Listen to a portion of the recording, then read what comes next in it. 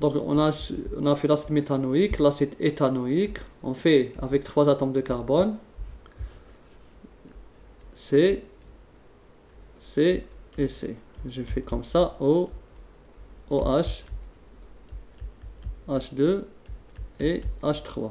Là aussi, ce n'est pas la peine de numéroter, puisque l'acide carboxylique, il est toujours en position 1. Donc ça va être un acide. Comme j'ai 3 atomes, donc ça va être un propane. Propane, mais sans E, oïque. Oïque, car on a la fonction carboxyle. La voici. Acide propanoïque. Une autre molécule.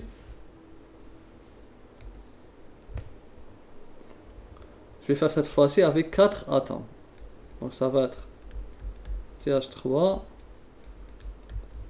CH2, donc là je fais l'indice 2, 2 fois, CO, OH. Là aussi j'ai 1, 2, 3, 4 atomes. Donc ça va être un acide, butane, sans E, mais comme c'est un acide, donc ça va être butanoïque. Voilà. Une autre molécule, maintenant, je vais essayer des molécules qui ont des substituants. Je fais cette molécule.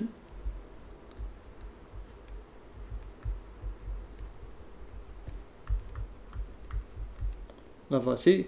Comme on a un substituant ici, l'alcool, il est secondaire, il n'est pas prioritaire, puisqu'on a l'acide. L'acide, il est plus prioritaire, c'est la fonction la plus prioritaire.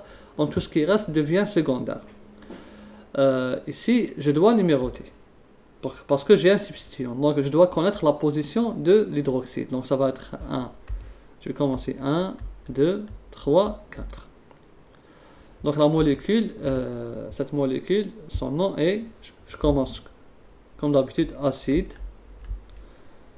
J'ai la fonction hydroxyle en position 3. Donc je fais 3 traits d'union, hydroxyle. 3 hydroxyle. Et là, c'est un butane. Hydroxyle butane noïque. Donc voilà, acide, 3 hydroxyle, parce que la fonction OH en position 3, butanoïque, parce que j'ai 4, bon là je m'excuse, c'est pas elle, hydroxy. Donc ça c'est plutôt 3 hydroxy. Voilà, donc c'est la fonction hydroxyle, et là ça va être acide 3 hydroxy butanoïque, sans elle, d'accord, il ne faut pas omettre le L. Qu'est-ce qu'on peut ajouter ici? C'est que ce qui est différent avec les acides, c'est que les atomes, le premier atome ici, l'atome en position 2, on lui donne l'indice alpha. Quand on dit l'atome alpha, ou bien le carbone alpha, c'est le carbone adjacent à la fonction carboxyle. Donc c'est alpha, bêta et gamma. Donc je pouvais appeler cette molécule aussi acide bêta hydroxy. On trouve souvent ces nomenclatures avec les acides. Acide bêta hydroxy bétanoïque. Bétanoïque. On trouve souvent ces noms. On utilise alpha, bêta, gamma. Alpha, c'est le carbone adjacent au carbone qui porte la fonction carboxyle. Bêta adjacent à alpha et gamma est attaché au carbone bêta. Donc je pouvais aussi utiliser bêta, donc alpha, bêta, gamma. J'utilise une autre molécule, toujours polyfonctionnelle.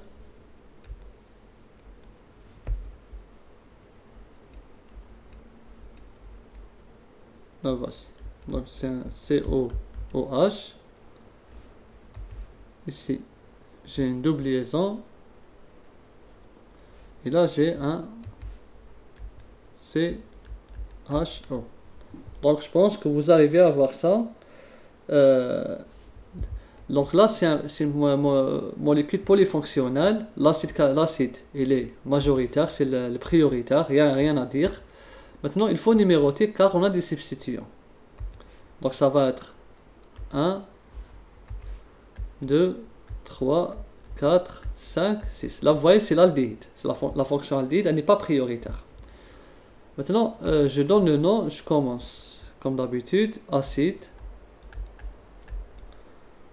Maintenant, l'aldéhyde, quand il est secondaire, il n'est pas prioritaire, il porte le nom ici, comme l'acétone, oxo. Il va devenir oxo parce qu'il n'est pas prioritaire. Donc, acide. Bien sûr, j'ai en position 6 la fonction oxo. Et en position 3, j'ai l'alcène. C'est le N. Voilà. Donc, ça va être 6 acide, 6 oxo, comme ça.